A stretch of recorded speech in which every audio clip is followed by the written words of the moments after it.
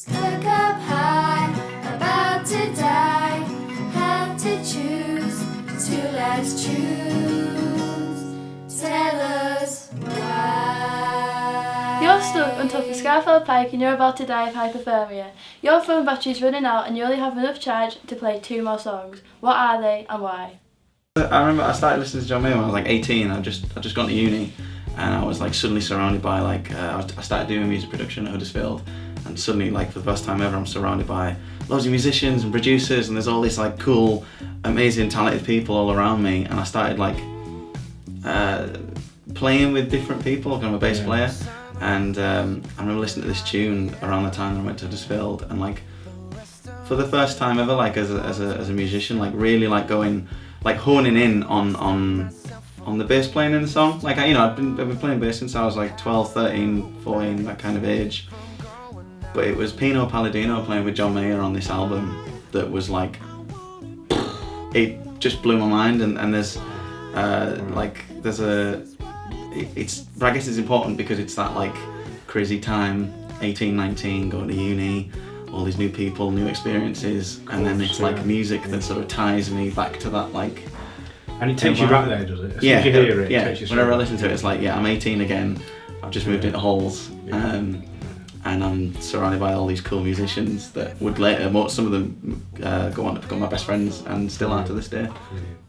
When asked about songs and what to look at and what to choose, I had hundreds of songs. Probably because I'm a bit older than you actually as well, and there are loads of songs that have defined who I am, who've made me who I am. So Bruce Springsteen, Born in the USA, was a song that I was listening to when I was 16, 17, and I'd left school, no qualifications, hardly any to talk about, and just didn't really know what I was going to do. And so that kind of cried out for me now. But if we fast forward, and if I look at, for the purpose of today, the 2 songs that if I listen, and they will export me straight away to a place that resonates with me. Then the first one I'm going to say is Linkin Park. Linkin Park? Linkin Park. Oh, okay. And 2007 album, and the song in particular is Hands Held High. And that was because I was in the military, and I was a commanding officer of something called 148 Squadron, which was a logistics regiment, if you like, or battalion that we would go into Iraq. And we were in Iraq at that time, and we were setting up operating bases, and we were also moving convoys in and throughout Iraq. That sounds terrifying. It was a little bit, yeah. But that's crazy. It was when you had small iPods, if you like, and you'd always put together a playlist, because that's all you would do. You'd listen to music, and you'd be on the back of a Hercules, or you'd be in what they call a Chinook helicopter, and you'd be going. It's like Calvin. Yeah. You must know. And you'd be going into what they call a theatre, and you'd be going in, you'd be getting yourself psyched up, and there'd be a number of songs that you would play. The one that just stuck with me absolutely, and still to this day, is Hands Held High, Linkin Park. It's when you listen to the words of it, because when you're in Iraq, and we were in Shaibalog Base, Shat Al-Arab Hotel, Qazar. 3 locations, just there were 9 locations we were in, but 3 that I particularly remember. You struggled to understand why we were there. So when you were driving through the towns, you would realise that what you'd done is destroyed a way of life. People, the way they lived was around markets, yet you stopped people congregating in markets because of issues around potentially bombs and things like that going on. So you do that. You destroyed their water supply. They had no electricity. So the people who had nothing to do with why you were there were the people that were suffering the most of it. And you'd be going around, and we'd be driving around, and you'd be throwing bottles of water at people because they had nothing to drink. They just had nothing to drink. So when you listen to the words of this song, even though it's sung from an American perspective, it actually does really resonate with, whilst we were there because that's what we were asked to do, a lot of people would question what the purpose of it was. And still to this day, if you look at what's happened, you'd have to argue whether it was the right thing to do or not. So upon hearing that takes me straight there. My second tune, my second Mountaintop music tune is White Noise by Disclosure, which came out in February 2013, and I was still in my first year of uni. Still kind of tied to my uni experience, but there's the two different. The John Mayer tune it brings me back to meeting all these people and these musicians. So I went to uni, and like I said, 18, and I was very much into a lot of like guitar music, and I'd never really listened to like dance music as such. It wasn't something that I'd ever thought I'd be into.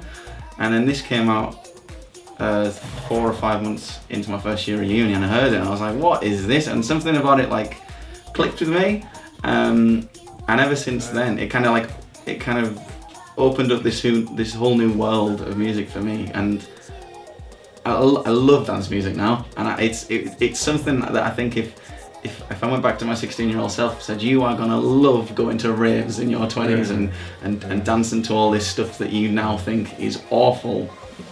But the part of it that I love the most is that, like, I go to a lot of like festivals with my mates, and there's dance tents and stages, and it's that being in there with the people that I love. It's like there's a community element to it that it opens up. It's like when you're in that moment, you're dancing with people. Yeah. I just think there's nothing better. Yeah. And it was like this song when I was 18 that first opened up my eyes to like dance music as a whole. Yeah.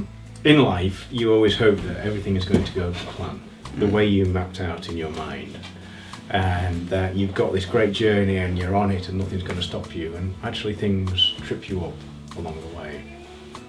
And there'll be things that will shake you to your core, and there'll be things that happen in your life that end up making you question the purpose of everything. And there came a point in my life when I reached that point of whether there was anything really of any note left for me here. And you end up again turning to music to try and inspire you and or to try and answer some of the questions that you might have about your life and the way you're living it. That song there is, I was very blessed actually to meet my wife, and my wife is Sarah. And just as I'd given up hope, and literally there's no pun there, literally as I'd given up hope, Sarah came into my life, and we connected through this song actually, and she was searching, and I was searching to live my life actually, and that was the song that brought us together. I've got many songs actually that I can relate to Sarah and myself on a journey. I proposed to Sarah in Verona, and I took her to her first opera, and it was a beautiful thing. Actually, she'd never been to opera before. She's never been since, but I liked it.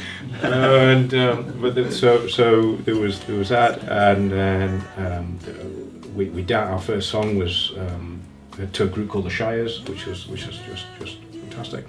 But this is the tune that just keeps bringing us back.